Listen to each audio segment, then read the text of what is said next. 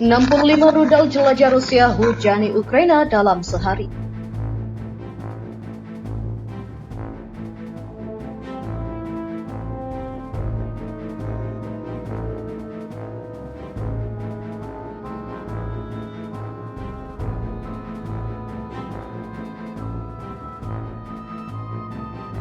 Sekitar 65 rudal Rusia menghujani bangunan tempat tinggal dan stasiun energi di berbagai kota di Ukraina dalam sehari pada Rabu. Dalam pembaruan operasional, Staf Umum Angkatan Bersenjata Ukraina mengatakan pasukan pertahanan Kiev menembak jatuh 51 dari 65 rudal jelajah Kh-101 yang ditembakkan ke ibu kota, serta wilayah Vinnytsia, Lviv, dan juga Zaporizhia.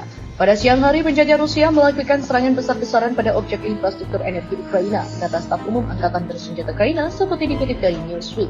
Serangan itu yang memutus aliran listrik ke Kiev dan daerah lain adalah salah satu serangan paling mengganggu yang dialami Ukraina dalam beberapa minggu terakhir.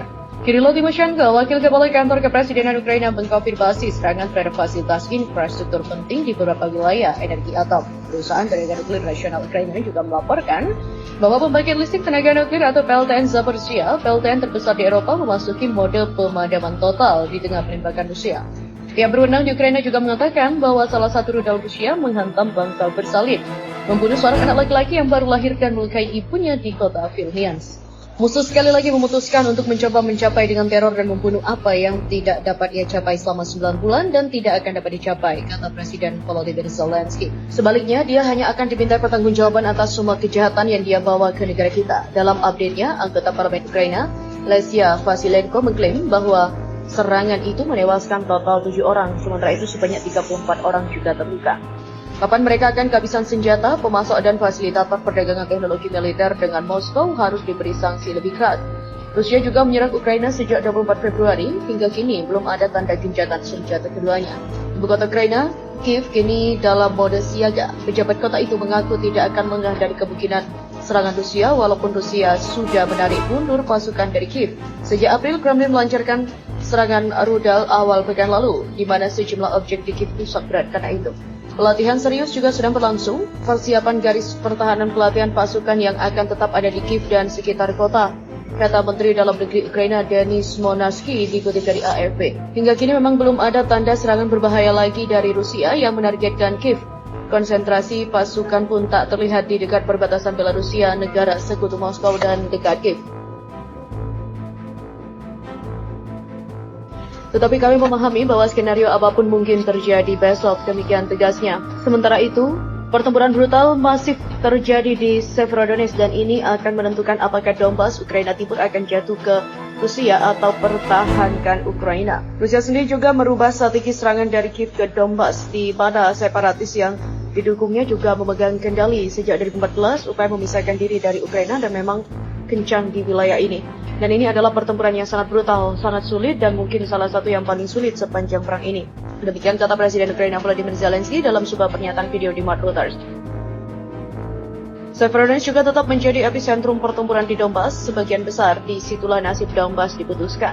Rusia juga menyerang Ukraina sejak 24 Februari. Menurut data PBB, 4.000 orang juga meregang nyawa karena perang ini. Perang juga telah membuat krisis energi dan pangan. Dalam pertemuan terbaru di Turki, tak ada tanda-tanda Rusia dan Ukraina akan membuka koridor pangan untuk meminimalisir kelangkaan biji-bijian.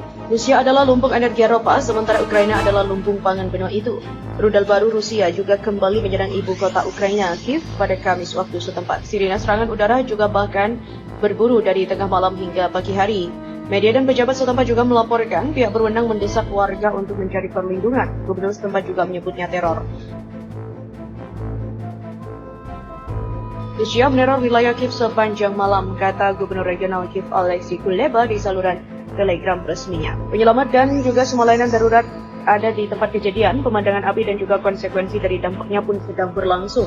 Serangan ini juga terjadi saat situasi Kiev gelap gulita akibat pemadaman listrik yang dilakukan di hampir seluruh kota. Hal itu terjadi pasca Rusia membombardir pembangkit tenaga listrik setempat dalam serangan terbaru.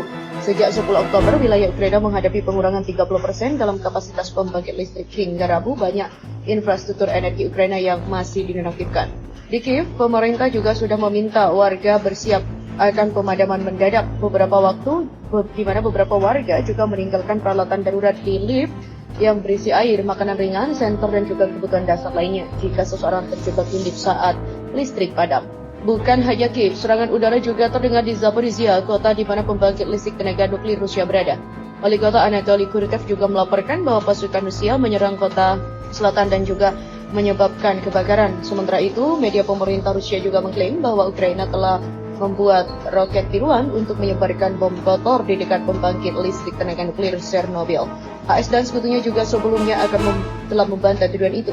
Mengutip RIA Novosti, Rusia juga menuduh bahwa pasukan Ukraina berencana untuk mengisi roket dengan cara radioaktif. Kesalahan dan juga ledakan akan dilimpahkan pada pasukan Rusia.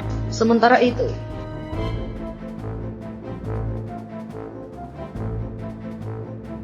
Uni Eropa jatakan Rusia sebagai negara pendukung terorisme.